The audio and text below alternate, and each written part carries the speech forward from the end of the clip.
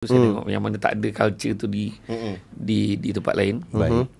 Yang pertama, cek mak ayah telefon sekolah. Komplain.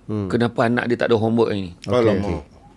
Bila saya tak pergi homework, memang dia call sekolah. Okey. Dia tanya ayah kenapa komplain. tak ada homework hari ni ya? Kita seronok tak ada homework kan. Dia komplain. Dia saya kena panggil kat bilik guru besar. Apa saya tak bagi homework? Ni mak bapak sudah komplain, dia bagi homework lah. Satu. Okey. Kedua, dekat kantin sekolah Cina ni,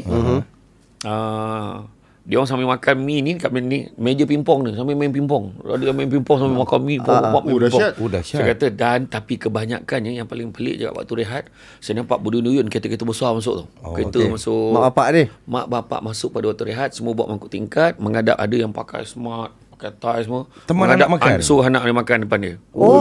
Dahsyat Dan dia kata dia tak nak anak dia makan benda yang pelik-pelik kat sekolah. Junk food semua dia tak nak.